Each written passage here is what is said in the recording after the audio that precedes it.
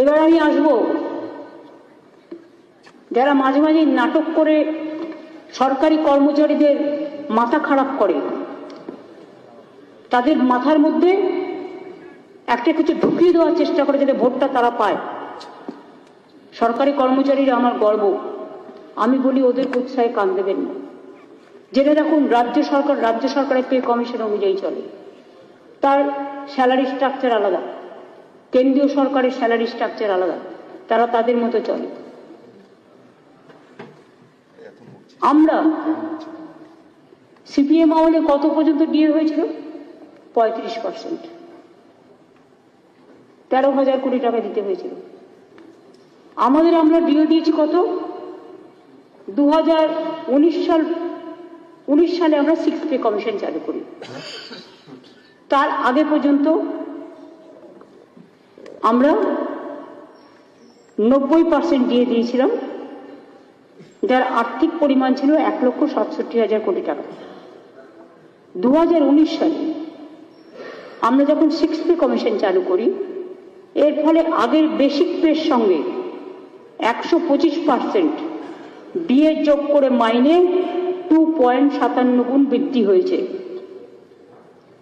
এই পে কমিশনের অনুযায়ী বর্ধিত বেসিক পের উপর আমরা এখন 14% যে ডিএ অলরেডি দিয়েছি, তাতে 19,000 কোটি টাকা খরচ হয়েছে।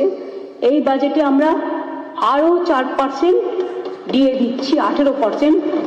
অর্থাৎ 2011 সাল থেকে আজ অব্দি আমাদের সরকার ডিএ বাবদ প্রায় 25-26 বেড়ে দাঁড়াবে 2 লক্ষ কোটি টাকা। 75,000 কোটি দেনা শোধ করে,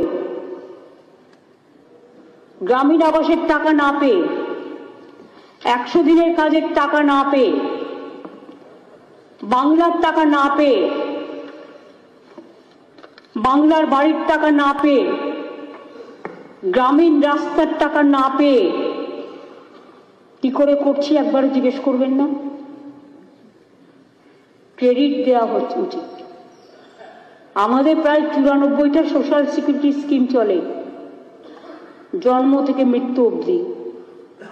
তা সত্ত্বেও এবার দেখুন, আমাদের উইমেন চাইল্ড ডেভেলপমেন্ট বৃদ্ধি পেয়েছে বাজেটে 28.51 গুণ, এগ্রিকালচারের বরাদ্দ বৃদ্ধি পেয়েছে 13.90 গুণ, পঞ্চায়েত গ্রামোন্নয়নে বৃদ্ধি পেয়েছে 12.47 গুণ, হেলথে বৃদ্ধি পেয়েছে 6.5 গুণ, মাইনরিটি অ্যাফেয়ার্সে বৃদ্ধি পেয়েছে 6.7 গুণ। তা সত্ত্বেও ঘাটাল মাস্টার প্ল্যান বরাদ্দ করা হয়েছে, নদী বন্ধন প্রোগ্রাম নেওয়া হয়েছে,